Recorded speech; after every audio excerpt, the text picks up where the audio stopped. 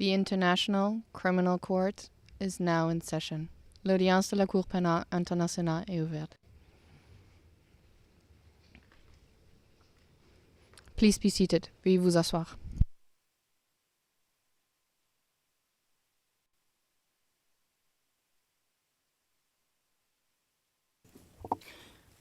Monsieur le greffier d'audience, veuillez annoncer l'affaire, s'il vous plaît. Good morning, Madam President. Le greffier d'audience, bonjour Madame la Présidente, Mesdames les juges. Il s'agit de la situation en Libye, en l'affaire le procureur contre Khaled Mohamed Al-Hishri, référence de l'affaire ICC 0111 0125. Et au fin du compte-rendu, je rappelle que nous sommes en audience publique. Merci, bonjour et bienvenue à tous pour cette troisième et dernière journée de l'audience relative à la confirmation des charges portées à l'encontre de M. Al-Hishri. Avant de venir au fond, je vérifie avec les parties et participants qu'il y a eu des changements dans leur équipe. Je commence aujourd'hui avec les représentants légaux des victimes. Madame Pellet. Merci Madame la Présidente, bonjour. Il n'y a pas de changement pour les représentants légaux des victimes. Merci beaucoup, Maître Pellet. Pour l'accusation, Madame la procureure adjointe. Good morning, Madam President. Your Honours, La procureure adjointe, bonjour Madame la Présidente, Mesdames les juges. Notre équipe est la même. Il y a seulement Madame Casey qui a rejoint notre équipe. La défense maintenant.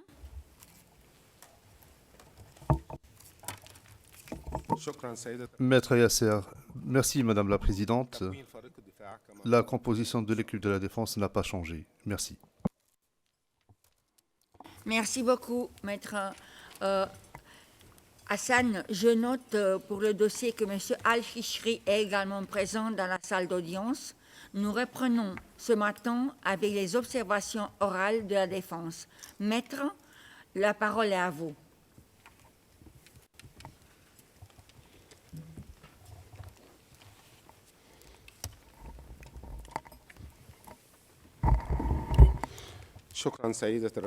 Maître Hassan, merci Madame la Présidente, Mesdames les juges. En ce début de journée, et c'est la troisième journée de l'audience de confirmation des charges, et avant d'entrer dans le vif du sujet, je souhaiterais insister sur deux choses. La première est celle-ci. L'accord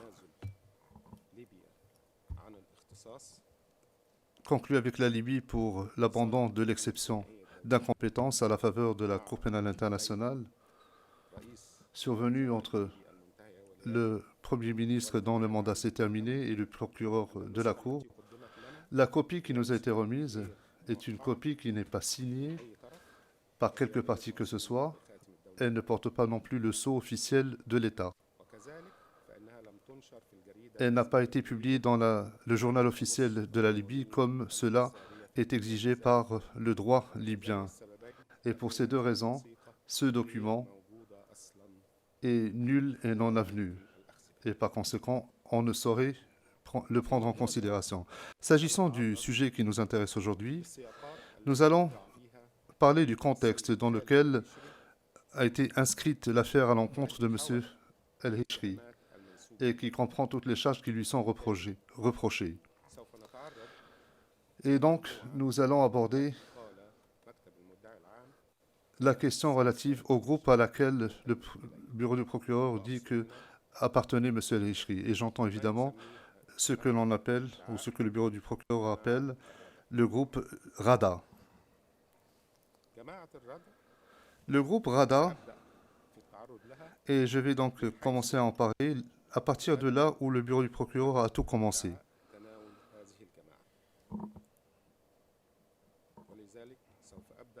Et je vais donc commencer à partir de la demande présentée par le bureau du procureur aux fins de délivrance d'un mandat d'arrêt dans cette affaire. En effet, le bureau du procureur a présenté ses documents, ses arguments dans sa requête aux fins de délivrance de mandat d'arrêt en décrivant le groupe Rada comme étant un groupe armé hors la loi qui contrôle un complexe de détention où sont commis des crimes. Et ce, pour brosser un tableau, une image mentale, après quoi il devient difficile de se dissocier de toutes les infractions, de toutes les allégations du bureau du procureur concernant cette structure qu'il a essayé d'ériger de toutes pièces. Par conséquent, c'est pourquoi le bureau du procureur, qui était en principe censé obtenir tous les documents en amont, avant même de présenter sa requête aux fins de délivrance d'un mandat d'arrêt, a délibérément utilisé des termes pendant toutes les phases de cette affaire. Dans la demande de délivrance de mandat d'arrêt, il a utilisé des termes qu'il n'a pas repris dans le document de notification des charges, puis il les a changés une troisième fois dans son mémoire de préconfirmation. Et ces trois qualificatifs utilisés par le bureau du procureur sont les suivants. Donc l'existence d'un groupe armé. Ensuite, il a décrit cette entité comme étant une entité juridique. Et troisièmement, il a parlé d'une entité juridique qui agit en tant que groupe armé. Dans sa requête aux fins de délivrance d'un mandat d'arrêt daté du 31/7/2025, le bureau du procureur a utilisé le terme « groupe armé » dans 60% du temps pour décrire donc ce groupe. Et dans le même document, il a utilisé le terme « entité juridique » 30% du temps et le terme « entité juridique agissant en tant que groupe armé », il a utilisé 10% du temps. Donc, pour l'essentiel, il a essayé de convaincre la Chambre, dans 60% des cas, que le groupe Rada est un groupe armé et non pas une entité juridique.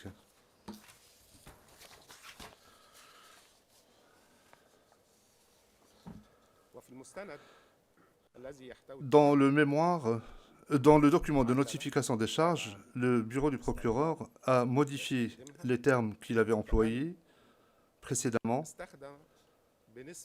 et il a utilisé dans 66% du temps le terme entité juridique et le terme groupe armé dans 33% du temps.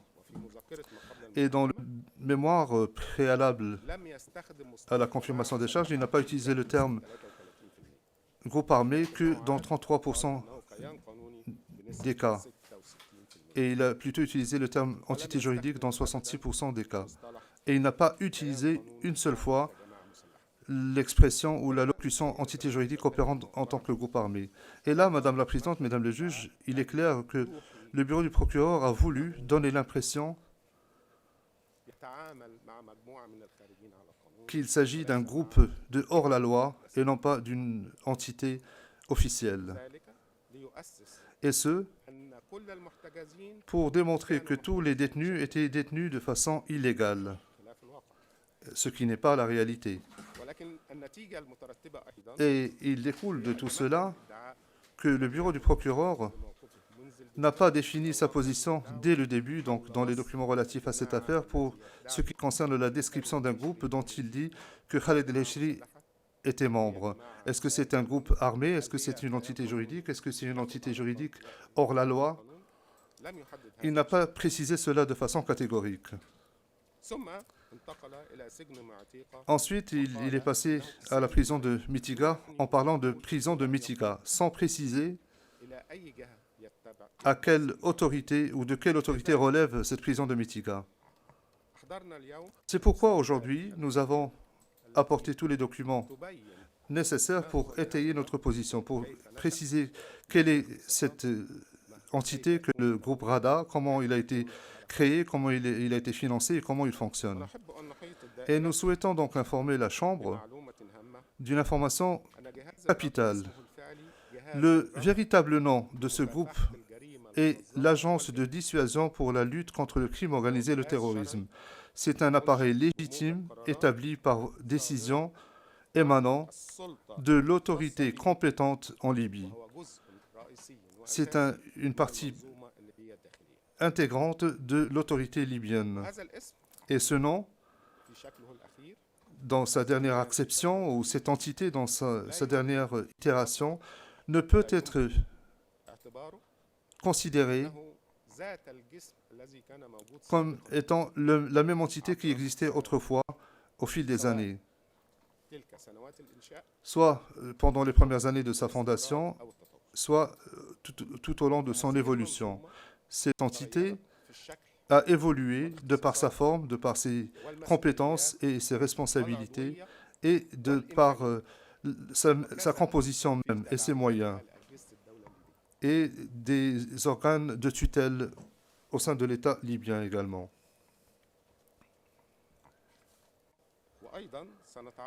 Nous allons également aborder la question relative à la prison de Mitiga. Je vous renvoie à la diapositive numéro 3. Madame la Présidente, il s'agit de la décision numéro 36 de 2015 portant création d'une unité de sécurité le 10 février 2015 du nom de la Force spéciale de dissuasion. Cette décision a émané du ministère de l'Intérieur libyen et plus précisément de la direction de la sécurité de Tripoli. Donc elle porte création d'une unité en précisant la nature de cet organe et ses compétences.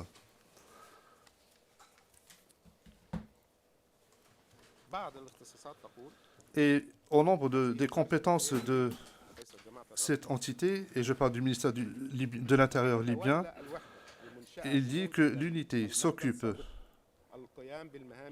des compétences suivantes, ou a les compétences suivantes.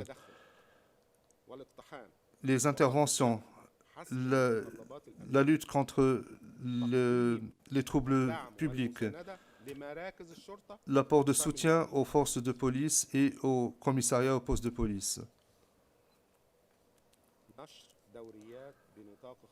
l'organisation de patrouilles relevant de la compétence de la direction pour assurer l'ordre public et la sécurité publique, la participation à la mise en œuvre des plans de sécurité exigés par le ministère de l'Intérieur, ainsi que toute autre responsabilité ou tâche ordonnée par la direction. Diapositive numéro 4. Décret numéro 37 de 2015, pris par le ministère de l'Intérieur et plus précisément la direction de la sécurité de Tripoli. Évidemment, il y a des documents, nous avons aussi des informations pertinentes, mais le plus important, c'est l'article 1er. Abdelraouf Ahmed Salim Kara occupe un grade au sein du ministère de l'Intérieur libyen. Il s'agit donc d'un fonctionnaire, un officiel de l'État libyen et non pas d'un citoyen quelconque ou d'un individu qui appartient à un groupe armé hors la loi. Il s'agit en l'occurrence d'un élément, d'une personne qui travaille au ministère de l'Intérieur libyen. Et ce décret donc est en vigueur depuis qu'il a été pris, signé par le colonel Abdelrahman Ali Arifi Bachia, directeur de la sécurité de Tripoli. Et la diapositive numéro 5 est en fait une lettre du chef de bureau et des chefs des bureaux et des divisions en ce qui concerne les deux articles précédents. Elle est signée par le chef du bureau des affaires administratives du ministère de l'Intérieur. Et j'en viens maintenant à la diapositive numéro 6. Il s'agit d'un décret portant le numéro 555 de 2018, pris par le Conseil libyen, présidentiel libyen. Et je crois qu'il convient de s'arrêter ici pour rappeler que ce décret porte la dissolution de la force spéciale de dissuasion, donc qui n'existe plus. Et on crée du coup un autre organe qui s'appelle l'appareil de dissuasion pour lutter contre le crime organisé et le terrorisme. Et dans son article 1er, et avec votre permission, je vais donner lecture. Ce décret porte création d'une agence appelée l'appareil de dissuasion pour lutter contre le crime organisé et le terrorisme,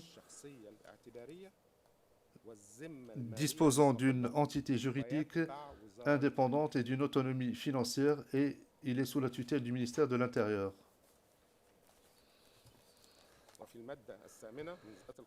Et article 8 du même décret, il est dit ceci: les membres de cet appareil sont des auxiliaires du ministère de la Justice dans l'exercice de leurs fonctions, conformément à la législation en vigueur. Et l'article 9, alinéa 1, il est dit: il dispose d'un budget, donc, il dispose d'un budget émargeant au budget global de l'État. Et là, Madame la Présidente, Mesdames les juges, j'en viens à la fin du décret qui a été pris par la plus haute autorité exécutive, à savoir le Conseil présidentiel du gouvernement de l'accord national. Ensuite, il y a eu la prise d'une autre décision, décret numéro 587. Et là, je vous renvoie à la diapositive numéro 7.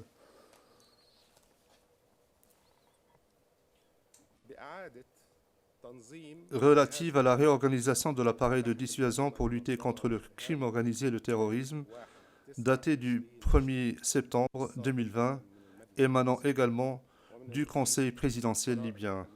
Et il convient de donner lecture à l'article 1er. Il est procédé à la réorganisation de l'appareil de dissuasion pour lutter contre le crime organisé et le terrorisme. Il dispose d'un budget et d'une autorité autonome relevant du Conseil présidentiel. Article 4. L'agence est présidée par un président qui est nommé par voie de décision émanant de la présidence du Conseil présidentiel. Article 5. L'agence dispose d'un directeur adjoint nommé par voie de décision émanant de la présidence du Conseil présidentiel sur proposition du chef de l'agence, et il jouit des pouvoirs suivants attribués au chef de l'agence pendant son absence. Et article 11, les membres de l'agence sont assujettis aux dispositions de la loi numéro 7 de 2012 portant création du service de renseignement général en Libye, s'agissant des promotions, des émoluments, des avantages financiers, des récompenses et des primes, conformément à la nature de ce travail. Et là, Madame la Présidente, j'arrive à la véritable description de l'appareil du radar, ou ce qu'on appelle le radar, conformément aux décrets, aux décisions libyennes pertinentes. Ce qui n'a pas été fait dans la requête aux fins de délivrance d'un mandat d'arrêt à l'encontre de M. Khaled Al-Hishri. J'arrive à ce stade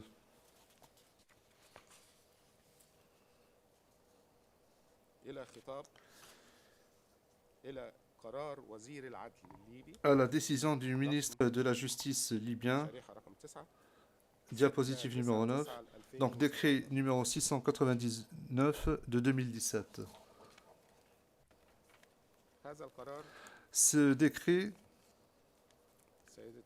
Madame la Présidente, porte création de ce que le procureur appelle la prison de Mitiga. Mais en réalité, la dénomination juridique en Libye de cette prison, c'est l'institution de correction et de réhabilitation de Tripoli. Article 1er. Il est créé une institution de correction et de réhabilitation à Tripoli Elle sera située dans la base militaire de Mitiga et sa superficie totale sera de 28 980 mètres carrés.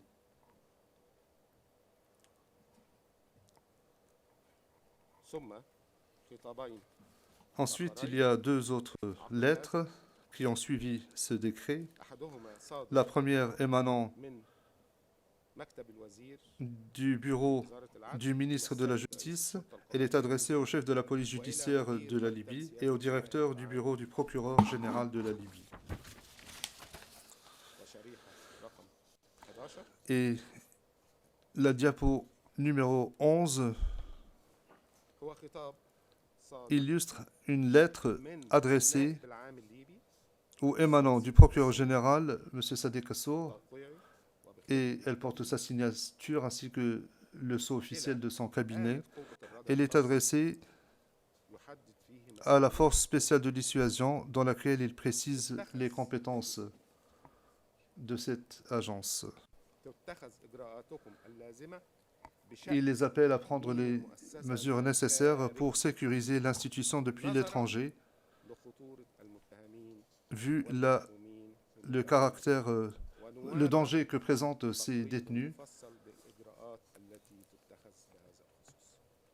Et c'est basé sur un décret qui précise les compétences. Comme je l'ai indiqué, c'est le conseiller, M. Mansour, qui a signé ce document. Madame la Présidente, j'en viens maintenant à la véritable description et la définition de la prison de Mitiga par rapport à l'image qu'on a faite ou qu'on a présentée le bureau du procureur. Il a laissé croire qu'il s'agissait d'un abattoir humain et que la RADA était une entité hors la loi. Or, la force RADA est une entité juridique créée par les institutions libyennes, que ce soit le Conseil présidentiel ou d'autres entités.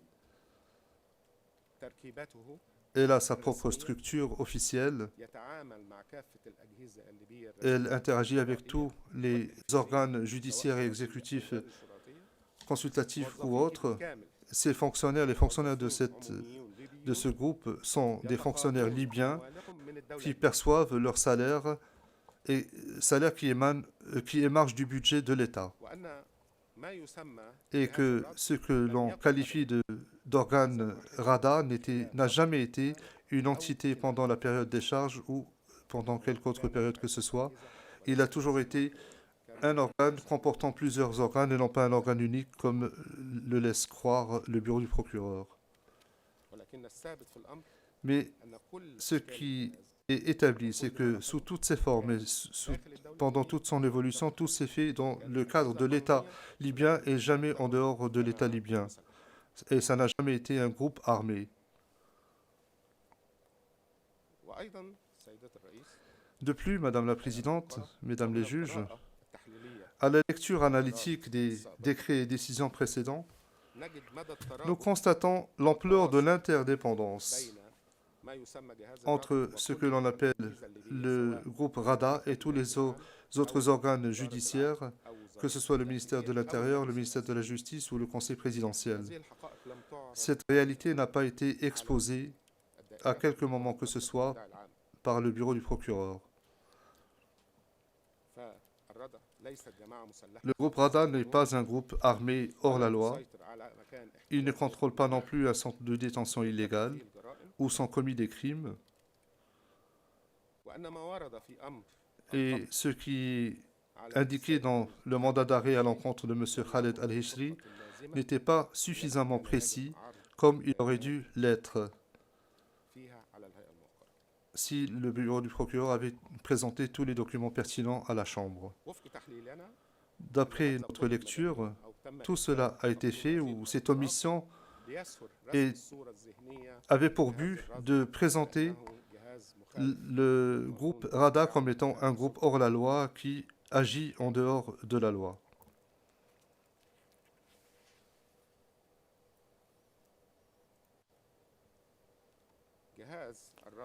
Le groupe RADA, dans tous les documents portant création de cette institution, de cette agence, dans ses comportements, dans ses agissements quotidiens, travailler toujours dans le cadre de la sécurité nationale et dans l'application de la loi libyenne et a toujours relevé des organes officiels, notamment le ministère de la Justice, le ministère de l'Intérieur et les autres appareils de l'État.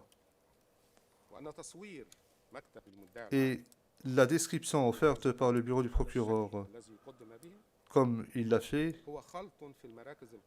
est un amalgame. Lorsqu'il s'agit d'un groupe armé, le droit est différent que lorsqu'il s'agit d'un ministère ou d'une entité publique. En droit pénal, il y a des précisions qui s'imposent et on ne saurait substituer un organe pour un autre simplement parce qu'une personne ou une partie quelconque a choisi de définir et de décrire la personne ou l'entité en question comme bon lui semble. Et les charges doivent être fondées sur les faits et non pas sur des simples allégations. Dire d'une institution officielle libyenne qui a pour charge d'assurer la sécurité nationale libyenne comme étant un groupe armé hors la loi est un autre sens, et c'est également l'avis de nombreux Libyens, est une forme d'humiliation à l'égard du peuple libyen.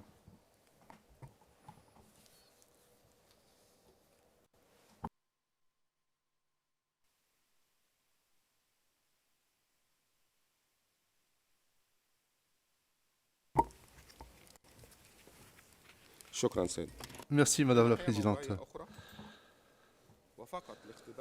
Et d'un autre point de vue, et simplement pour tester la véracité de la position du procureur, à supposer que les allégations du bureau du procureur sont valides, essayons de recenser les éléments du groupe RADA, tous les noms qui ont été évoqués dans tous les documents du bureau du procureur à ce stade, concernant les éléments du RADA, ne dépassent pas les doigts de la main. Il y a 4 noms principaux qui ont été évoqués et d'autres noms accessoires qui ont été également évoqués au passage. Quel est le nombre estimatif des éléments de ce groupe pour qu'ils puissent avoir un contrôle total sur plus de 82 000 mètres carrés? Quel serait le nombre logique?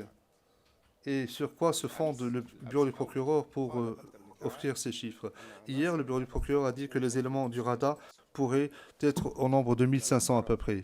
Personnellement, je n'ai pas vu de document de divulgation des noms de 1500 éléments. Je n'ai pas vu non plus de recensement officiel émanant de quelque partie que ce soit dans le cadre de cette affaire qui recense les éléments et le nombre des éléments du RADA. Jamais. Nulle part. Alors, d'où est-ce qu'il a tiré ce chiffre et qui sont ces 1500 éléments? Si le bureau du procureur tient à diligenter des enquêtes de façon honnête, de façon franche, de façon solide, afin de présenter des éléments devant cette Chambre, eh bien, qu'ils nous disent qui sont les éléments du RADA précisément, et quelles sont leurs fonctions, et quelle est la structure ou l'organigramme du RADA, quels sont leurs grades pour que l'on sache si Khaled al-Hishri était effectivement un élément membre du RADA ou pas. Tout ce qui est établi devant votre Chambre, Madame la Présidente, c'est que M. Khaled al-Hishri était un fonctionnaire de l'appareil de sécurité au sein de l'ambassade de Libye au Maroc. Il a été arrêté en Allemagne. C'est le seul document établi, authentifié, émanant de l'État libyen concernant M. Khaled al-Hishri. Le bureau du procureur n'a jamais mentionné le salaire de Khaled al-Hishri au sein de SDF. Ils ne nous ont pas dit qui était son superviseur dans les documents, en se fondant sur les documents et non pas en se fondant sur les dires de quelqu'un. Quelqu'un a dit que M. Zim était son supérieur, mais que Al-Eshri exerçait une autorité sur lui, donc c'est pas très logique. Donc on va vous montrer des documents de l'État libyen.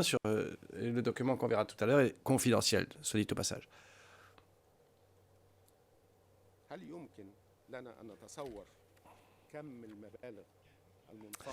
Pouvons-nous imaginer la quantité d'argent dépensé sur le complexe de Mitiga? Quel est donc le montant précis dédié au salaire ou aux dépenses du complexe de Mitiga? Pouvons-nous imaginer qui finance ce complexe-là, ce groupe qui assume les salaires? D'après les décisions que nous avons présentées, Madame la Présidente, tous les gouvernements libyens depuis la création de cet appareil sont ceux qui assument les frais de fonctionnement de ce groupe, indépendamment du nom qu'on lui donne.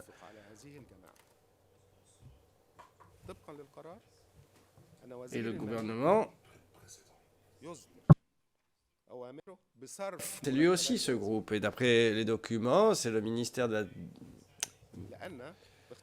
des Finances qui donnait les ordonnances de paiement des membres de ce groupe. Pourquoi? Je dis ça brièvement, parce que les fonctions de l'ensemble des membres de RADA sont des fonctions gouvernementales. Voyons à présent la diapositive numéro 13. Confirmant ce que j'ai dit, Madame la Présidente, voici un document du bureau du procureur, enfin, qui figure parmi les documents du bureau du procureur. Nous voyons M. Hamid El-Beideibe et M. Sidik Al-Assour, procureur général, Mme Halima Ibrahim, la ministre de la Justice, en plus de M. Abdel Raouf Kara. Il s'agit d'une réunion au sein du siège gouvernemental de la Libye. Et je vais lire l'information, le document tel que nous le présente le procureur. La réunion a lieu dans le bureau du procureur général de Libye. Pardonnez-moi. Ce matin, dans le bureau du procureur général, une réunion de suivi de la situation des prisonniers et la situation juridique en présence du Premier ministre Abdelhamid Dbeibeh, M. Al-Sour, procureur général, la ministre de la Justice Halima Ibrahim et Bachir El-Amin, représentant le ministère de la Justice également, ainsi qu'Abdel Raouf Kara, le responsable de RADA, en plus d'Adel Rama du cabinet du ministre et les procureurs compétents.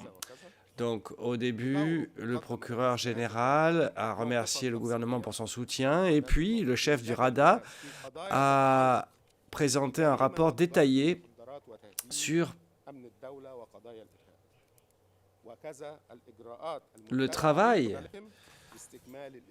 du DACOT. Donc, il a informé également des enquêtes en cours.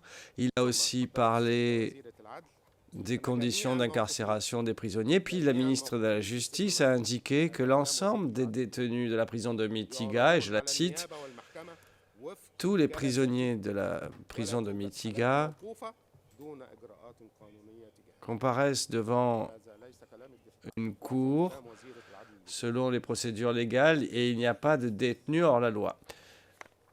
Voilà le message de la ministre de la Justice.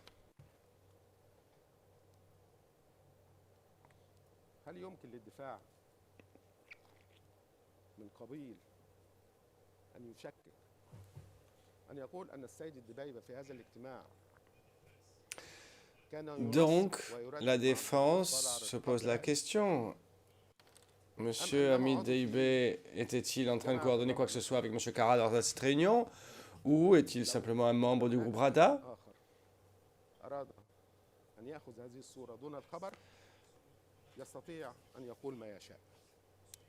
Donc, si quelqu'un peut prendre la photo sans l'article, on peut lui faire dire n'importe quoi. Mais cette photo proposée par le bureau du procureur montre qu'il existe une relation entre l'appareil RADA et le gouvernement et avec le Premier ministre Abdul Hamid Dbeibeh lui-même. Je dis donc que cette relation-là existe, elle est sous le couvert de la loi et donc elle n'est pas illégale. Et donc dire que l'appareil RADA est illégal hors la loi ou qu'il était en train de commettre des crimes est une erreur très dangereuse. La photo parle d'elle-même.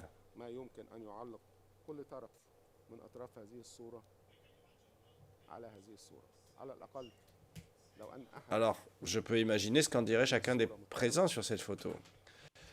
Et si l'une de ces personnes est accusée, alors ce serait facile pour elle de dire que tous ceux de cette photo sont ses associés.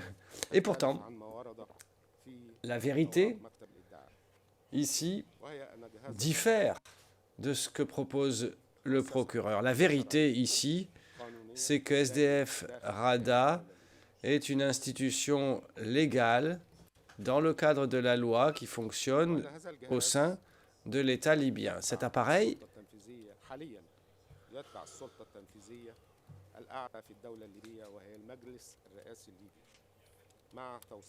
répond à l'ordre du pouvoir exécutif de Libye, au conseil exécutif de Libye, le conseil présidentiel, qui est celui qui lui a conféré toutes ses fonctions.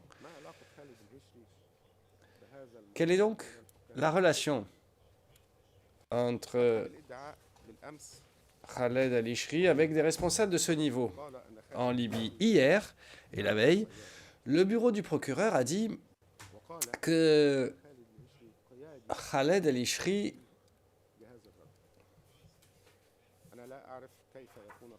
était l'un des responsables de l'appareil RADA et qu'il est en même temps un pêcheur. Comment peut-il être pêcheur et responsable? C'est l'une ou l'autre des choses. Mais la vérité est ailleurs.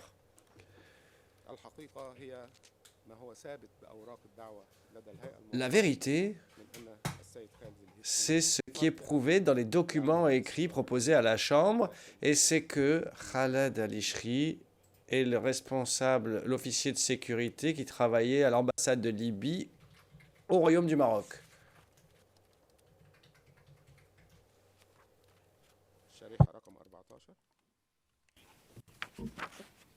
Diapositive 14. Là aussi, une photo particulièrement importante, Madame la Présidente. Nous voyons là M. Mohamed El-Medefi, qui est le chef du Conseil présidentiel de Libye, le premier pouvoir exécutif de Libye reconnu par la loi. Et il est le porte-parole de la Libye devant l'Assemblée générale. Dans le cadre des résolutions du Conseil de sécurité et aussi en fonction des lettres de mission du Conseil présidentiel. Que voyons-nous ici sur cette photo? Qui avons-nous? Nous avons la direction militaire de l'armée libyenne. Les deux principaux personnages de l'armée libyenne. Le chef des services de renseignement et d'autres. Et avec eux, Monsieur Abdel Raouf Kara, chef du RADA. Donc, le plus haut pouvoir exécutif du pays se réunirait avec des groupes armés sans avoir de lien officiel avec eux? C'est pas possible. Donc, comment bien comprendre cette image? Comment interpréter cette image? Monsieur Abdelif a rencontré des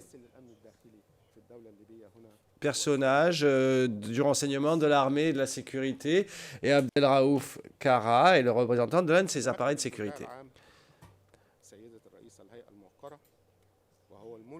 Madame la Présidente, Mesdames les juges, le bureau du procureur est tenu de respecter, bien entendu, le statut de Rome et toute la charge de la preuve, sans sélection ou discrimination. Elle ne peut pas se contenter de fournir des preuves comme ça sans fondement. Le bureau du procureur a également trouvé des preuves d'innocence, mais pourtant, et malheureusement, le bureau du procureur ne s'est pas soumis à l'article 54AC que je vais lire à présent. Le bureau du procureur fait la chose suivante. 1. Doit prouver la vérité pour établir les faits, définit la portée des investigations pour y inclure tous les faits pertinents pour évaluer la responsabilité pénale selon le présent statut. Et ce faisant, enquête sur les circonstances de la mise en accusation et de l'acquittement éventuel. Respecte pleinement les droits des personnes découlant de ce statut.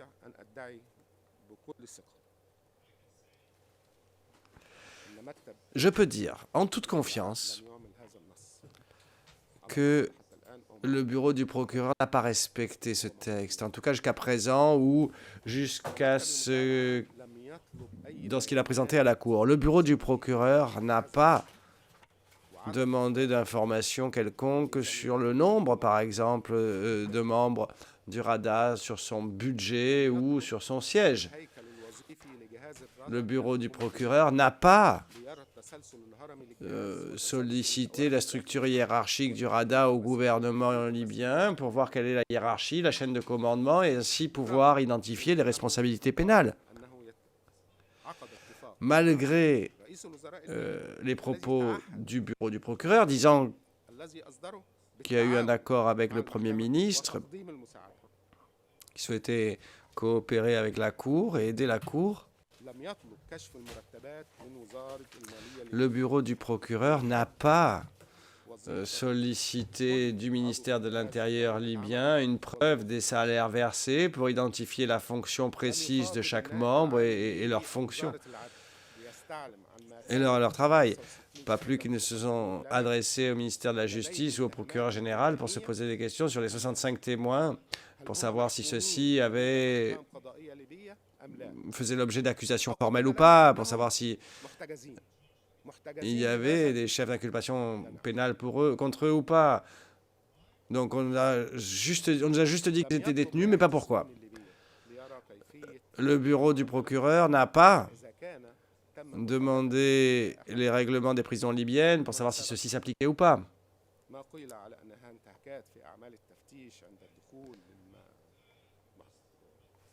Et ce qui a été dit à propos des fouilles qui avaient lieu à l'arrivée à la prison de Mitiga, je sais pertinemment qu'il y a des pays européens où on mène ces fouilles également dans les parties les plus intimes sur les prisonniers au quotidien et où toutes ces fouilles sont intégrales et menées d'une manière bien pire que celle que nous présentait le bureau du procureur. Donc si le bureau du procureur avait demandé les règlements des prisons libyennes, on saurait si ce type de procédure est légal ou pas, valide ou pas. Donc le ministère de la Justice libyen n'a pas été sollicité pour qu'il divulgue des éventuels verdicts prononcés contre des témoins, donc pour savoir si les témoins sont fiables ou pas. Le procureur dispose d'un grand nombre d'enquêteurs avec une grande formation et une grande équipe, alors que la défense ne dispose que d'un bureau. Et la question est, est-ce que ces capacités n'auraient pas pu être utilisées pour également trouver des preuves de l'innocence de M. El-Eshri? Nous demandons simplement la mise en œuvre et l'application de l'article 54 ASC.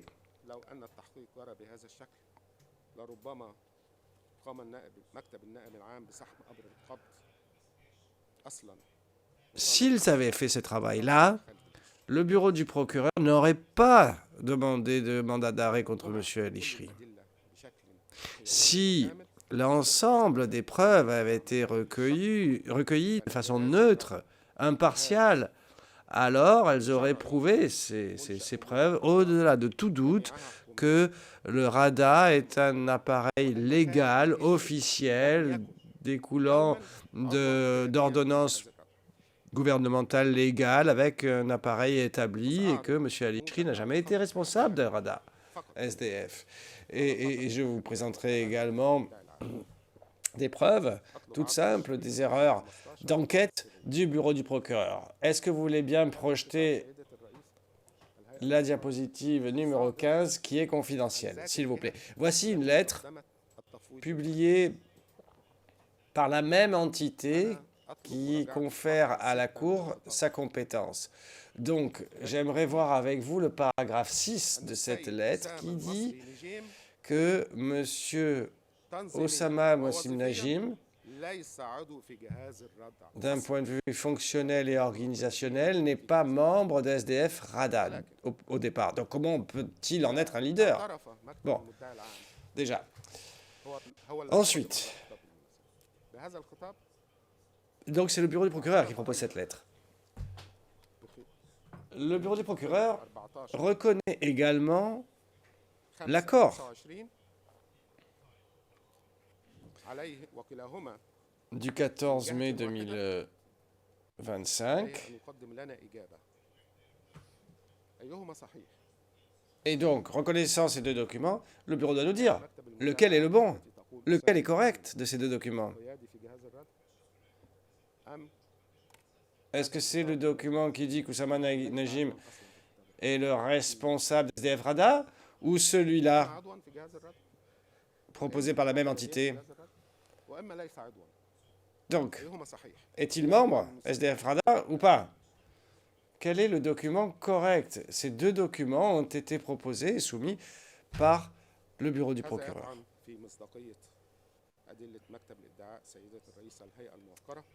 Ce qui réduit la crédibilité des preuves proposées et présentées par le bureau du procureur. Et tout ce qui a été dit dans ces témoignages, en général, justement, est ambigu.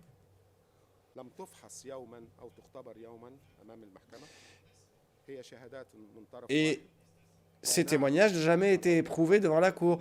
Donc ils sont tous partiels. Et nous ne pouvons pas être sûrs qu'ils soient corrects ou pas. Nous ne pouvons pas être sûrs qu'ils ne répondent pas à d'autres motivations. Madame la Présidente, Mesdames les juges, Khaled Al-Ishri n'a jamais intégré de structure de quelque appareil sécuritaire que ce soit en Libye. Il n'est pas un responsable de quelque groupe que ce soit et il n'y a pas de preuves qui prouvent le contraire. Donc, nous ne pouvons pas prendre les témoignages des témoins comme la Sainte Bible sans les avoir éprouvés. Parce que peut-être que certains témoins se sont vus promettre une rémunération, ce qui a été le cas devant cette cour auparavant. Et vous verrez ultérieurement que certains des témoins à charge sont des membres de l'État islamique, ce qui est tout à fait plausible.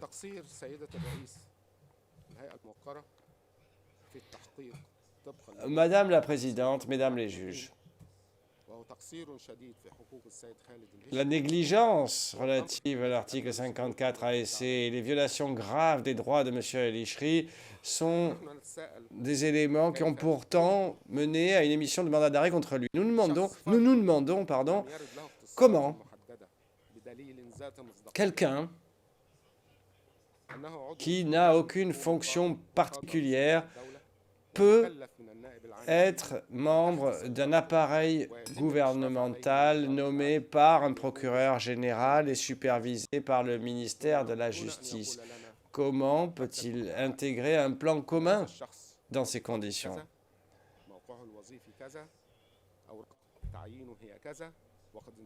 Le procureur nous dit que, d'après ces documents, voici ce qu'il fait. Cette personne a ce travail particulier, il appartient à l'agence en question, ou tel jour, il a fait telle chose, etc.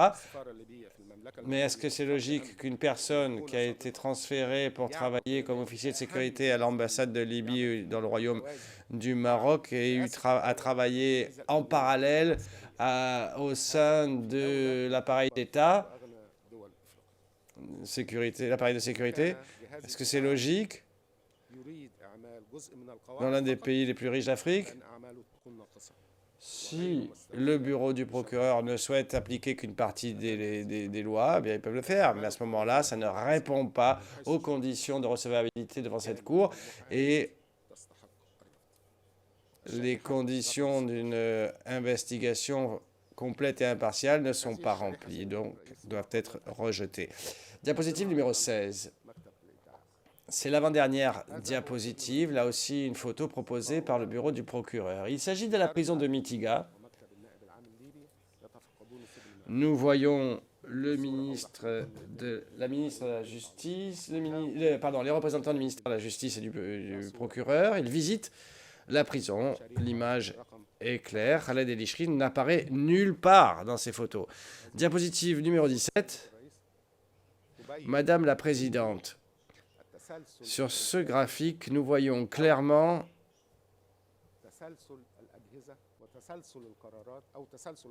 le cheminement de la création, c'est-à-dire les successions de décisions et de décrets qui ont abouti à la création ce qu'on appelle le SDF RADA et les différentes agences dont le bureau du procureur prétend qu'elles sont une entité unique. Tout ceci découle de décisions gouvernementales émises par l'État libyen. Pourtant, Madame la Présidente,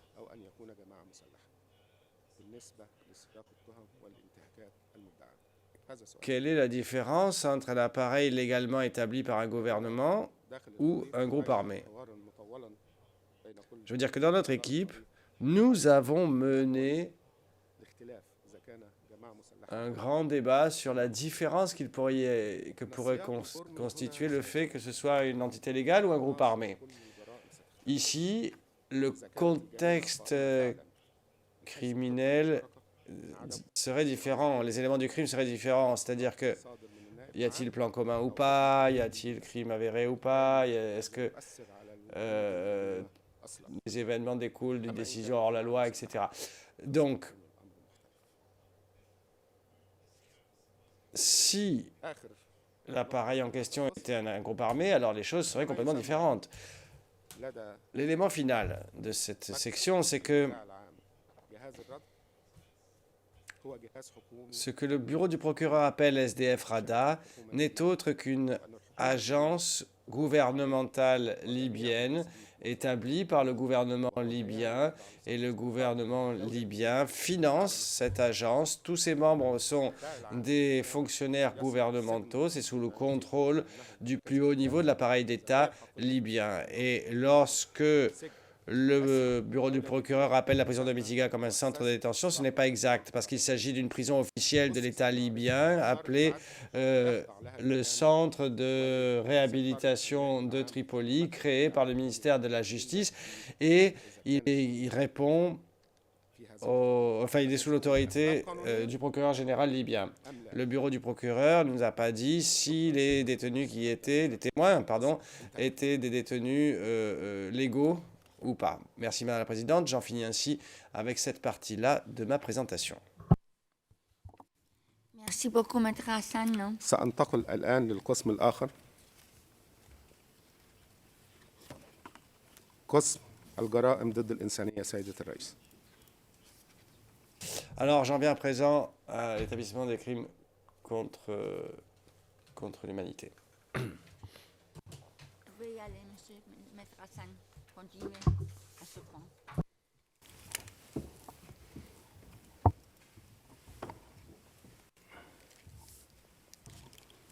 What time? You got plenty of time. Okay. I took 1 hour or more. You took 56 minutes. شكرا سيدة الرئيسة، شكرا. كنت أتأكد من الوقت وفقط.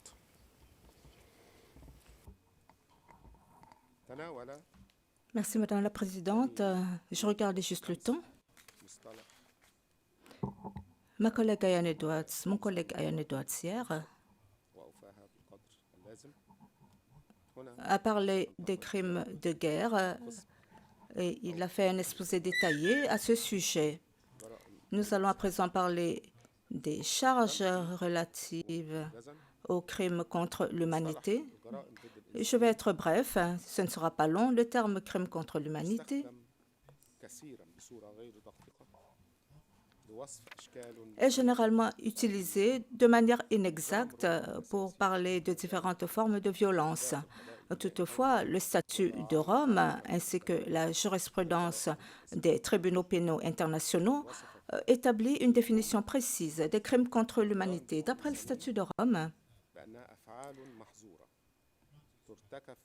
les crimes contre l'humanité sont définis comme des actes prohibés commis dans le cadre d'une attaque généralisée ou systématique qui est mise en œuvre à l'application ou dans la poursuite de la politique d'un État ou d'une organisation et dirigée contre un groupe ou tout groupe d'une population civile donnée. Nous comprenons ici que les crimes contre l'humanité se fondent sur des éléments juridiques précis qui doivent être réunis.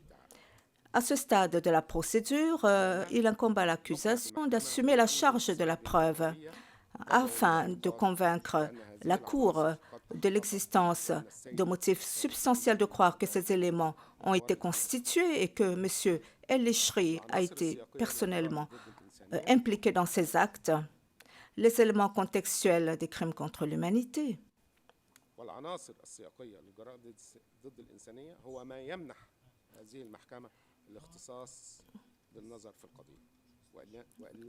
ce sont ces éléments qui confèrent à la Cour la compétence pour connaître de la présente espèce. Sinon, nous aurions à examiner des infractions pénales de droit commun qui relèvent du cadre de compétences des autorités nationales libyennes. Les éléments contextuels de l'existence d'une attaque, l'existence d'une politique et la prise possible de la population civile dans le cadre de cette attaque et le fait que l'attaque soit généralisée ou systématique doit être prise dans le cadre d'un lien avec l'auteur et ce lien doit être établi avant d'examiner les actes individuels. L'absence de tous ces éléments exclut totalement la possibilité d'établir que les crimes contre l'humanité ont été commis et l'absence d'un seul élément rend l'examen du reste juridiquement inutile. Cette approche a été établie dans la décision de confirmation des charges dans l'affaire Mbarushimana et en d'autres affaires. Donc, un suivi réaliste de la situation en Libye et la nature et les activités du soi-disant groupe Rada sont des éléments essentiels qui permettent de comprendre les lacunes juridiques et factuelles qui ressortent de la thèse du procureur s'agissant des crimes contre l'humanité. Le rôle joué par cet appareil et la mise en œuvre des mesures juridiques approuvées par l'État libyen, surtout en ce qui concerne la lutte contre la criminalité, le vol, le crime organisé. Cela se faisait en exécution d'ordonnances judiciaires. Madame la Présidente, vous avez sous les yeux une diapositive qui montre que le groupe Rada n'a pas mené d'attaque contre la population civile. Tout ce qu'ils ont fait, c'était dans le cadre des opérations de maintien de l'ordre totalement légitimes et placées sous la supervision du procureur général et de la ministre de la Justice. Nous essayons de démontrer devant votre honorable Chambre qu'il n'y a pas eu d'attaque lancée par ce groupe contre une population civile.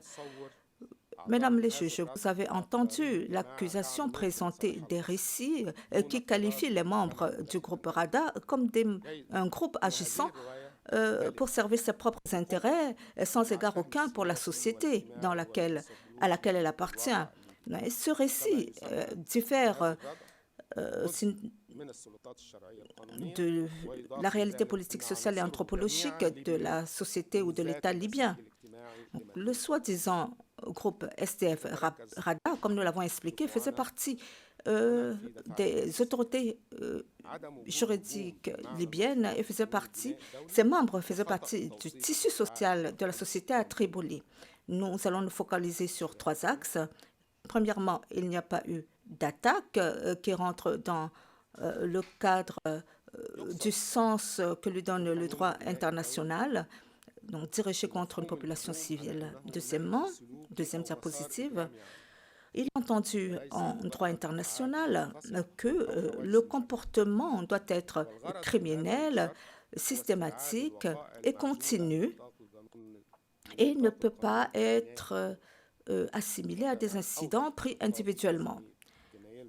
Donc, le but de cette exigence est d'exclure des actes isolés ou qui échappent au cadre du droit pénal international. Comme l'a précisé le juge, les crimes contre l'humanité ne sont pas une accumulation d'actes criminels isolés, mais un projet criminel collectif dirigé contre les civils dans le cadre d'un objectif commun. Cela n'est pas lié au comportement d'un autre groupe ou du groupe Rada, ni au comportement d'El-Ruchi. Les événements de 2014 à 2020 ne révèlent pas l'existence d'un comportement général dirigé contre une population civile à Tripoli ou dans ses environs. Au contraire, tout ce qui est décrit, ce sont des actions prises contre des personnes soupçonnées d'avoir commis des crimes, que ce soit dans des cas de violation délibérée de la loi ou en vue de mettre en œuvre des ordonnances prises par des autorités libyennes. La population civile n'a jamais été la cible directe du SDF-Rada, ni d'autres auteurs, ou les auteurs de Mitiga, comme les appelle l'accusation. Donc, l'action de SDF-Rada visait à cibler des personnes accusées de crimes conformément aux ordonnances judiciaires ou aux ordonnances émises par les autorités libyennes ou le parquet libyen. Donc, ce que le procureur appelle attaque, ce n'était que des procédures juridiques prises contre des criminels soupçonnés comme tels par le groupe Rada. Le droit veut également que la loi veut que la population civile, le droit veut que la population civile soit la cible première de l'attaque et non pas des victimes accessoires ou accidentelles. La Cour a réaffirmé ce principe plus d'une fois dans les affaires Katanga ou Hassan. Or, les preuves établies par l'accusation ne constituent en aucun cas des éléments pour pouvoir satisfaire à cette norme. Donc, l'accusation a commis une erreur en qualifiant une opération de maintien de l'ordre légitime comme une attaque contre la population civile. Adopter une telle interprétation ouvrirait la porte à la qualification à travers le monde des opérations de maintien de la paix comme étant des crimes internationaux. Et c'est une menace à la légitimité. Le tribunal spécial de Sierra Leone a reconnu les efforts légitimes visant à protéger la population. Nous avons reconnu les actions du groupe Rada qui fonctionnaient sous les ordres des institutions judiciaires à Tripoli. L'article 7 du statut de Rome stipule que l'attaque doit être menée en application de ou dans la poursuite de la politique d'un État ou d'une organisation. Mais tel n'est pas le cas à Tripoli. Cela n'est pas surprenant, car le bureau du procureur n'a pas examiné cet élément, ou plutôt l'a examiné de manière marginale, tout simplement parce que ce fait n'existait pas. Donc, les SDF ou les auteurs de Mitiga n'avaient pas de politique visant à attaquer ou à intimider les résidents de Tripoli. Et s'il y a eu une politique, elle visait plutôt au maintien de l'ordre, à la lutte contre la criminalité dans les zones les plus dangereuses de l'État libyen. comme c'est le cas dans n'importe quel pays. Deuxièmement,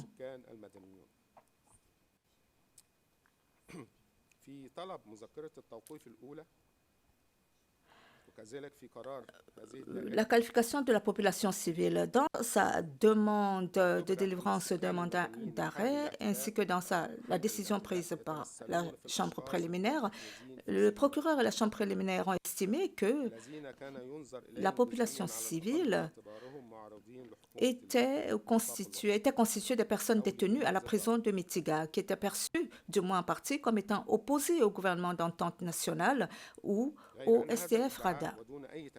Mais cette allégation, sans justification, a été réitérée dans le document de notification de charge et a étendu la portée de la population civile à toute la population de Tripoli et de toutes ces régions, y compris les personnes détenues à Mitiga, à la prison de Mitiga. L'accusation est juridiquement tenue d'établir les éléments des crimes contre l'humanité et doit le faire au regard des motifs substantiels de croire. Or, cela n'a pas été établi. Donc, le nombre de civils a été élargi pour inclure la population civile au sens large, la population au sens large.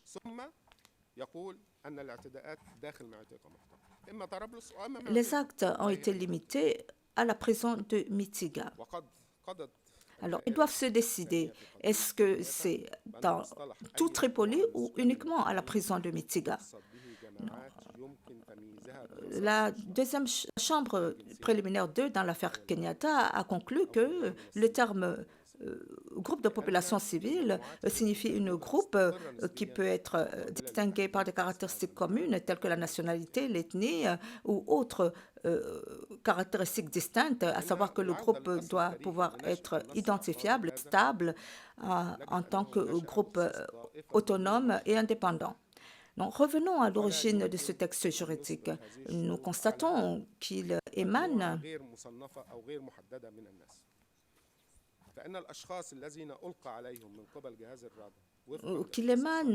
de l'Allemagne lors de la Deuxième Guerre mondiale.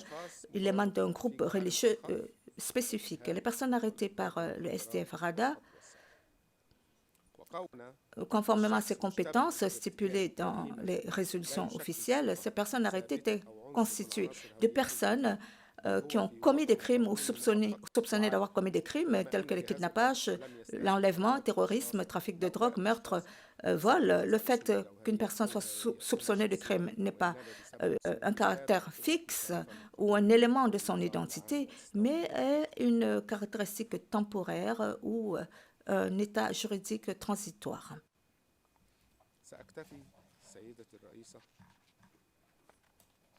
Je vais m'arrêter ici, Madame la Présidente.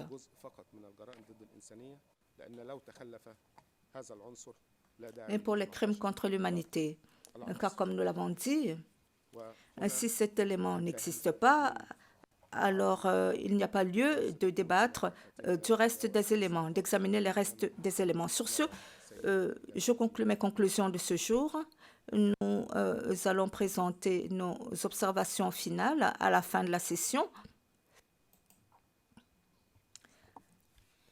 Mais nous nous tenons à votre disposition, bien sûr. Merci. Merci beaucoup, Maître Hassan. Je vais demander à mes collègues s'ils ont des questions. Non. Donc, je vous remercie. Donc, la Chambre a indiqué dans son ordonnance de 28 avril dernier qu'elle ne recevra pas des observations finales que s'il a été vraiment nécessaire, par exemple pour donner droit de réplique sur des questions qui n'auraient été pas soulevées pour la première fois devant l'audience.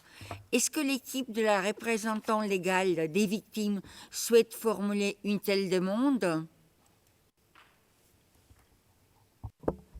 Merci, Madame la Présidente. Oui, effectivement, nous souhaitons formuler une telle demande. Nous avons entendu la défense. Comme vous le savez, nous avons décidé de ne pas présenter sur le mérite de l'affaire mais nous avons 3 ou 4 questions qui ont été soulevées par la défense, y compris certaines questions juridiques qui sont importantes pour les victimes que nous représentons. Et nous vous demandons donc un maximum de 25 minutes, ce sera peut-être moins, pour aborder cette question en remarque conclusive. Je vous remercie. Merci beaucoup, Maître Massida. Vous avez la parole.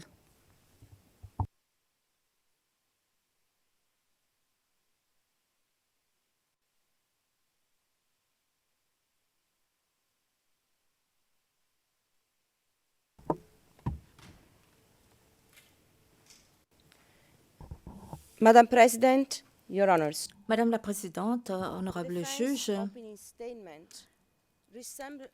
la déclaration liminaire de la défense ressemblait moins à des conclusions dans le cadre d'une audience de confirmation, mais plutôt à une visite guidée à travers 15 ans d'histoire libyenne, Mitigan apparaissant qu'occasionnellement comme un repère très lointain, parmi des références aux campagnes aériennes de l'OTAN, des résolutions du Conseil de sécurité de l'ONU, des amendements constitutionnels et le sort politique de M. Dbeibeh. La stratégie sous-jacente était toutefois assez claire. Il voulait détourner l'attention des crimes commis à Mitiga et des souffrances des victimes pour la porter sur un argument plus large concernant la compétence, la sélectivité politique et l'évolution de la stratégie de l'accusation concernant la Libye. Ces conclusions étaient un peu inhabituelles à ce stade de la procédure. Et c'est parce que la plupart de ces arguments juridiques avaient déjà été largement examinés par écrit et sont pendantes devant la Chambre.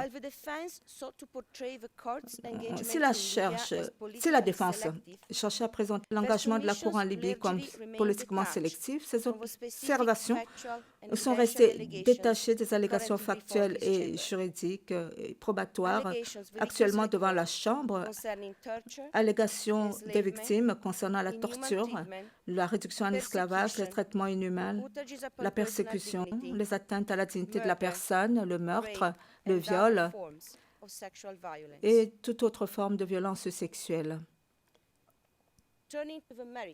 Passons maintenant à l'examen des arguments de la défense sur le fond. Une bonne partie de la présentation s'est concentrée sur l'iniquité procédurale, la critique institutionnelle, les analogies, les arguments juridiques abstraits, tandis que les allégations factuelles concernant les crimes qui auraient été commis à Mitiga, comparativement, ont reçu très peu d'attention. Les plaintes répétitives de la défense concernant les témoins anonymes ont été formulées en des termes très dramatiques, en parlant des comparaisons avec un boxeur qui combattait avec un bras ligoté dans le dos, un joueur contraint de parier uniquement sur certains numéros à la roulette. Ces analogies, bien sûr, sont frappantes, mais elles sont moins convaincantes que prévu. Une bonne partie de ces arguments ne font que réexaminer des questions déjà abordées dans les observations écrites et déjà tranchées par la Chambre d'appel dans le cadre des moyens existants. Comme l'a reconnu la défense elle-même, la procédure de confirmation des charges n'est pas un procès au fond et n'exige pas non plus que l'on puisse conclure à la crédibilité au-delà de tout doute raisonnable. Il ne s'agit pas non plus d'une divulgation immédiate de l'identité des témoins, en particulier lorsque les préoccupations en matière de sécurité restent importantes, comme c'est le cas pour la Libye et pour Mitiga. À ce stade, le devoir de la Chambre consiste à déterminer s'il existe des motifs substantiels de croire que les crimes reprochés ont été commis. De plus, l'argument de la défense, il est pratiquement impossible de répondre à l'argument de la défense parce que l'identité des témoins reste protégée de jure, avec des observations factuelles détaillées qu'elle a présentées concernant les motifs de la détention, l'application du droit international, les opérations antiterroristes, la migration, l'affiliation à l'État islamique, le rôle institutionnel de RADA. La défense ne peut pas à la fois prétendre en savoir trop peu pour répondre de manière pertinente, tout en avançant de manière convaincante des récits factuels alternatifs sur le fonctionnement de Mitiga et la justification des pratiques de détention sur une période de 6 ans. L'argument de la Libye, de même, n'est pas convaincant. La défense a laissé entendre que la période visée par les charges était trop large pour permettre une notification d'alibi valable, car M. El-Ishri s'est beaucoup déplacé au cours de la période considérée. Et pourtant, l'accusation n'a pas allégué qu'il ait commis un acte isolé un après-midi dans un lieu indéterminé ou reculé. Mais l'allégation est plutôt qu'il a occupé une position d'autorité au sein d'un système de détention abusif qui a fonctionné pendant des années. Son incapacité à localiser sa présence à la minute près, comme l'a dit l'avocat de la défense, ne prend pas compte de la nature fondamentale des charges reprochées. En ce qui concerne les arguments juridiques, nous avons deux questions distinctes. L'insuffisance alléguée des preuves concernant le conflit armé en Libye à l'époque des faits incriminés et des crimes reprochés. 2. L'exclusion des crimes d'esclavage et de persécution, s'agissant des persécutions à l'égard des migrants noirs, s'agissant de l'exigence du lien avec les crimes de guerre, comme l'a rappelé le procureur lundi, et dans sa réponse à la note de la défense déposée avant l'audience, écriture 115, la jurisprudence constante de la Cour établit que pour évaluer si le comportement du suspect est suffisamment lié au conflit armé, il doit se fonder sur de multiples facteurs. Et je vais citer le fait que l'auteur soit un combattant, le fait que la victime soit non combattante, le fait que la victime soit membre de la partie adverse, le fait que l'acte vise à servir l'objectif ultime d'une campagne militaire et le fait que le crime soit commis, le fait que le crime s'inscrive dans le contexte des fonctions officielles de l'auteur. Donc, il s'agit de la Rentaganda, chef 6 à 9, paragraphe 68. Une évaluation pleine et exhaustive des faits de la cause, conformément à l'arrêt de la Chambre d'appel, nous amène aux conclusions suivantes. 1. M. El-Rishri était membre fondateur et au responsable d'un groupe armé, le SDF, connu sous le nom de RADA, et qui était associé au gouvernement d'union nationale. Deuxièmement, le GNA et le SDF RADA étaient engagés dans un conflit ne présentant pas un caractère international contre l'armée nationale libyenne. 3. Au moment de la commission des crimes allégués, le SDF RADA avait pris le contrôle de la prison de Mitiga. 4. La capacité de M. El-Rishri à commettre les crimes allégués découle directement du fait qu'il était chargé du centre de détention qui, en soi, était une conséquence du conflit armé. À cet égard, dans l'affaire Saïd, qui de même concerne le traitement des détenus dans un centre de détention, le CRB, géré ou dirigé par un groupe armé au pouvoir au moment des crimes reprochés, dans le contexte d'un conflit ne présentant pas un caractère international, la Chambre préliminaire 2, dans la décision relative à la confirmation des charges, a pris en compte à juste titre différents facteurs pertinents, y compris la position d'autorité du suspect, sa perception, la perception qu'il avait des détenus et le contexte général plus large, à savoir les circonstances ayant conduit à ce que M. Saïd soit prétendument chargé de la prison et à même de commettre les crimes. Sur cette base, la Chambre préliminaire 2 a conclu qu'un certain nombre de crimes de guerre auraient été commis. Plus important encore, au regard de ce qu'a dit ma collègue ce matin, la Chambre de préliminaire 2 a conclu que malgré les arguments présentés par la défense de M. Saïd, il maintenait tout simplement l'ordre public et s'acquittait tout simplement de ses fonctions de police. Plus frappant encore, la Chambre préliminaire 2 a examiné les éléments de preuve présentés par l'accusation et a conclu qu'il illustrait la commission des crimes et sur cette base a commis que les crimes allégués, les crimes de guerre allégués avaient été commis contre tous les détenus présents au moment des faits, y compris ceux pour lesquels aucune preuve spécifique n'avait été produite. En conséquence, les raisons pour lesquelles les personnes se sont retrouvées à la prison de Mitiga sont totalement dénuées de pertinence factuelle et juridique pour déterminer si le comportement du suspect était suffisamment lié au conflit armé. S'agissant maintenant des arguments relatifs aux migrants noirs, ceux-ci sont éloignés des éléments probatoires corroborés par le témoignage des victimes. La défense fait valoir que les migrants noirs n'appartenaient pas à la même population civile contre laquelle l'attaque présumée a été lancée. Et deuxièmement, l'allégation de réduction en esclavage avait effectivement été rejetée au stade du mandat d'arrêt. Aucune de ces arguments ne résiste à un examen approfondi. Les récits de victimes font état d'un schéma d'abus bien plus structuré et qui va bien au-delà des mauvais traitements accidentels infligés aux migrants en détention. Les victimes décrivent les migrants noirs comme occupant une position subordonnée distincte au sein de la prison de Mitiga, où ils étaient qualifiés d'esclaves, ont été privés de leur identité et de leur autonomie, forcés à pratiquer des travaux forcés, contraints de se livrer à des pratiques abusives, soumis à la coercition, la violence sexuelle, l'humiliation, à des conditions de dépendance et de subjugation complète.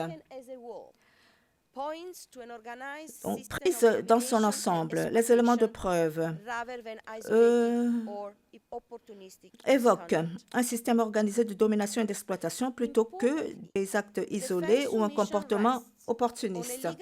Il est important de noter que l'argumentation de la défense repose sur le postulat que un postulat qui ne trouve aucun fondement juridique clair dans l'article 7 du statut. La défense semble dire que pour que les éléments contextuels des crimes contre l'humanité soient constitués, chaque victime d'un crime sous-jacent doit appartenir à la même population civile contre laquelle l'attaque est principalement dirigée.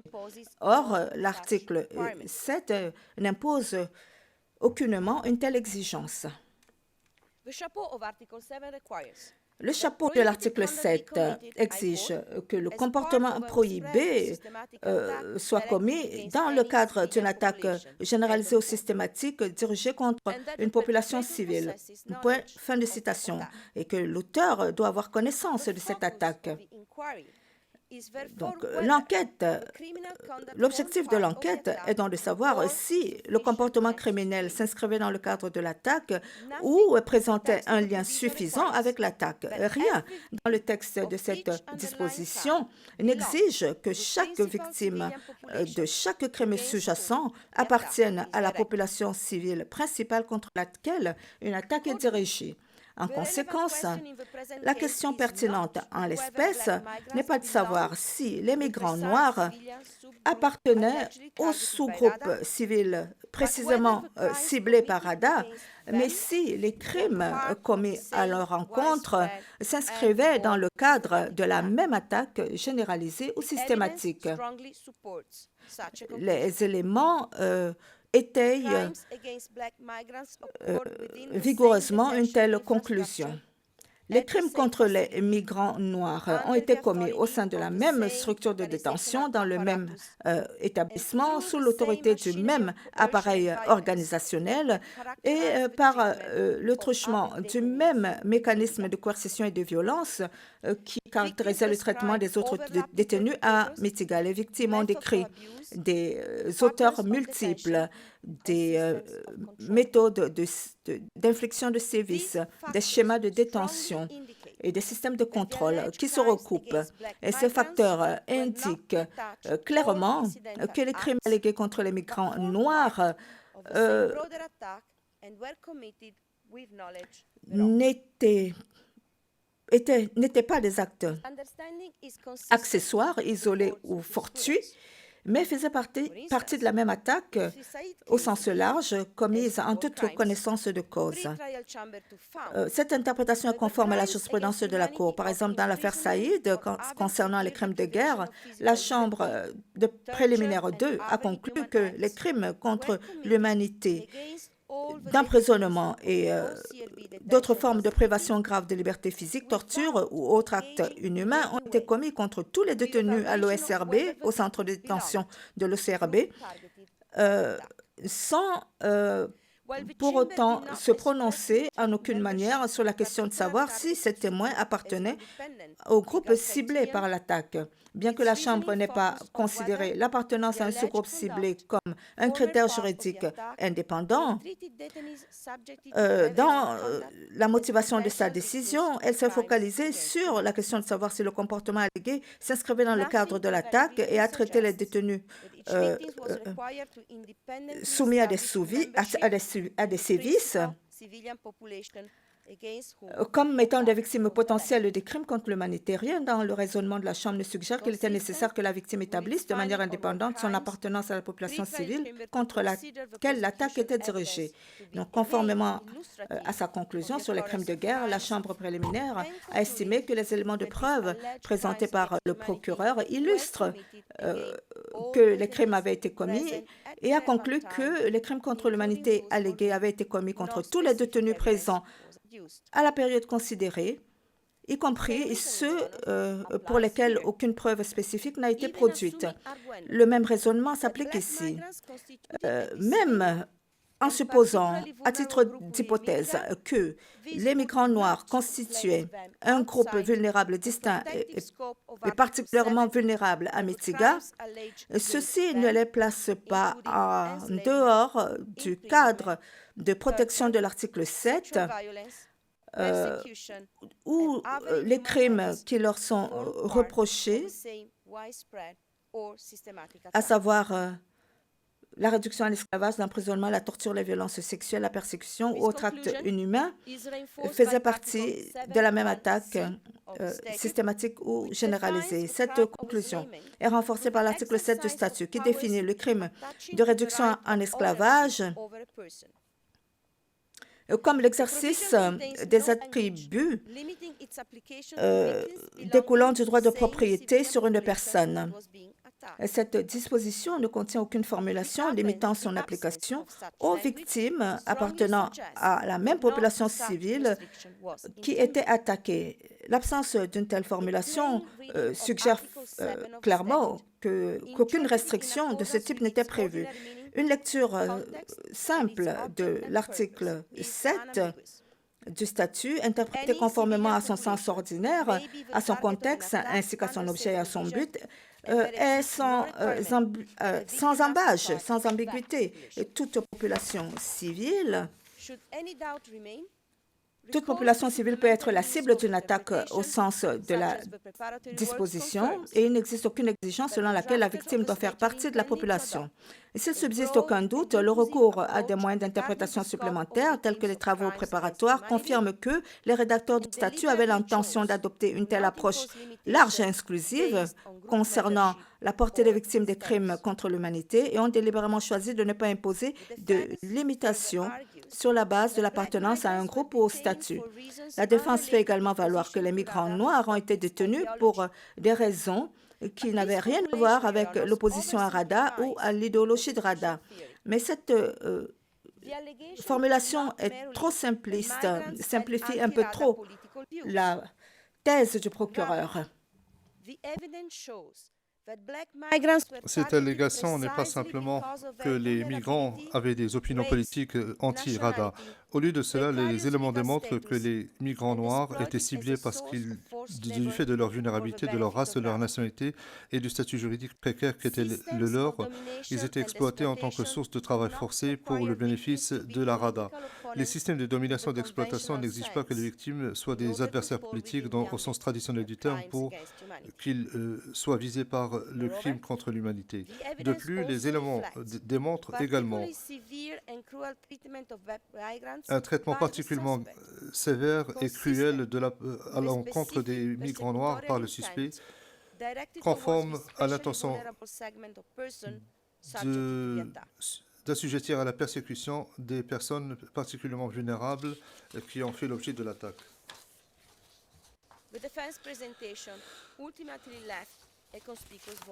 Et la présentation de la défense comporte donc une lacune. La réalité décrite par les victimes est étayée par les preuves documentaires vont à l'encontre de cela. La famine, le travail forcé, le contrôle institutionnel, l'humiliation, l'endoctrinement idéologique et le climat pervers de peur qui aurait perduré à Mythika pendant des années n'a fait l'objet que d'une attention transitoire. Au lieu de cela, la défense a passé beaucoup de temps à contester des étiquettes, des théories juridictionnelles et des cadres procéduraux. La défense n'a pas beaucoup accordé beaucoup d'attention à des questions factuelles centrales. Par exemple, pourquoi est-ce que des dizaines de victimes provenant d'origines diverses ont fait l'objet d'un schéma d'abus et d'exaction dans le cadre du même système de détention pendant la même période, sous l'autorité du même groupe armé?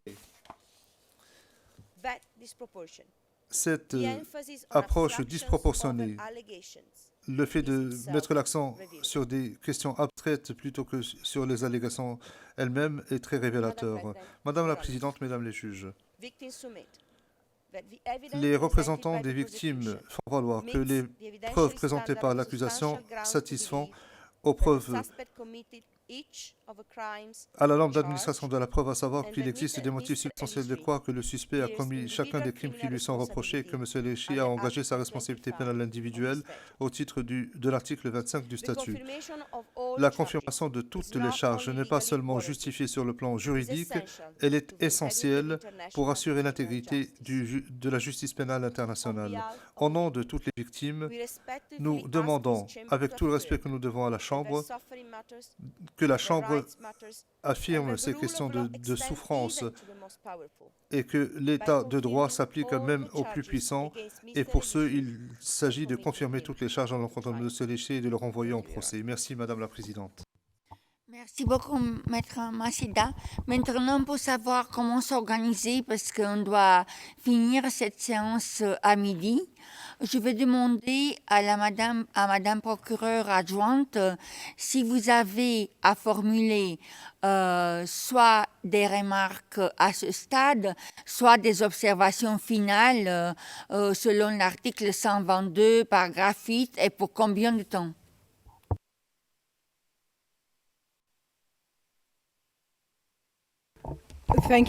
Madame Khan, merci Madame la Présidente, Mesdames les juges. Je pense en avoir pour quelques minutes à peine.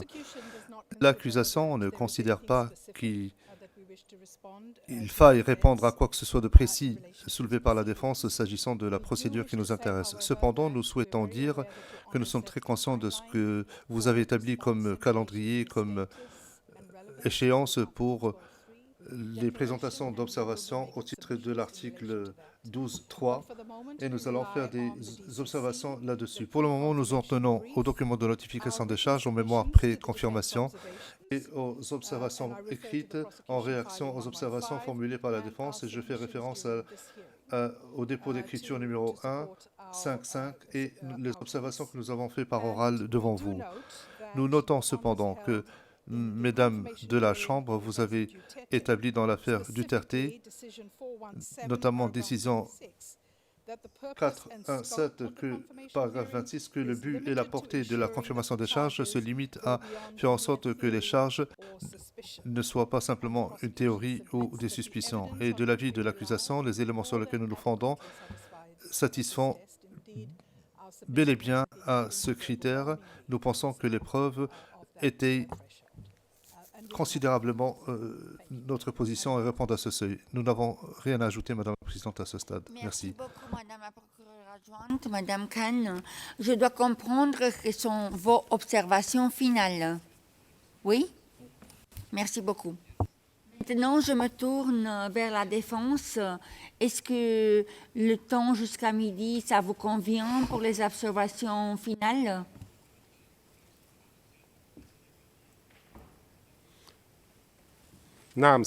Maître Hassan, oui, Madame la Présidente, nous pensons en avoir pour 5-10 minutes, 5 pour mon collègue Ian et 5 pour moi, en ce qui me concerne.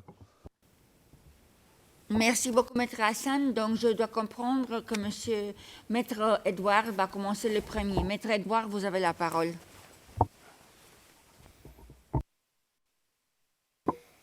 Maître Edwards. Merci beaucoup, Madame la Présidente, Mesdames les juges. Je pense en avoir pour 30 secondes, pas plus. J'ai écouté attentivement les observations de ma consoeur du Bureau du Conseil public pour les victimes. J'attendais quelque chose de pertinent, quelque chose qui mérite une réponse de la part de la défense. Et rien, que dalle. Les observations étaient prévisibles. C'était une reprise donc de la théorie et la thèse de l'accusation avec quelques mots pour susciter des émotions en parlant de Mythica, mais qui ne nécessitent pas de réponse de la part de la défense. La seule chose que j'ajouterai toutefois concerne les observations faites au sujet de la réduction en esclavage en particulier et les charges relatives aux crimes contre l'humanité, en ceci que elles concernent cette catégorie de plaignants que l'accusation appelle les migrants noirs. Avec tout le respect que j'ai pour ma collègue, je l'invite à lire attentivement la décision bien structurée, bien formulée, bien réfléchie de votre Chambre dans la délivrance du mandat d'arrêt, parce que vos motifs et les explications que vous apportez dans cette décision sont très claires. Une lecture attentive et minutieuse de cela éclairerait la lanterne de ma consoeur. Et elle comprendra pourquoi vous avez dit ce que vous avez dit au sujet de la réduction en esclavage. J'en ai terminé, Madame la Présidente. Merci beaucoup, Maître Edward. Maître Hassan, vous avez la parole. Le dernier mot, après que j'ai compris. Maître Hassan, merci Madame la Présidente, merci Mesdames de la Cour.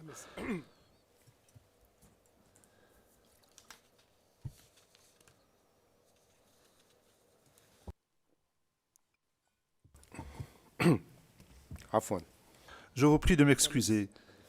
La défense demande à la Chambre de ne pas confirmer quelque charge que ce soit à l'encontre de M. Khaled El-Hishri. Et nous demandons à la Chambre de prendre en considération les observations que nous avons formulées par écrit, notamment l'écriture numéro 34.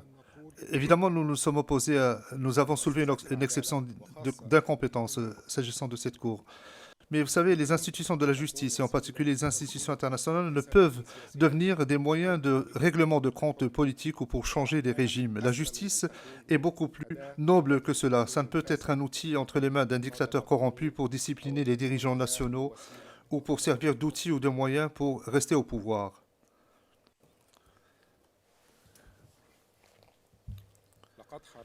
Nous nous sommes battus pour la création d'une Cour pénale internationale. C'est une réalité. Nous l'avons soutenue et nous continuons à la soutenir face aux campagnes d'intimidation et de dénigrement et en faisant qu'elle ne soit pas un outil entre des mains indignes.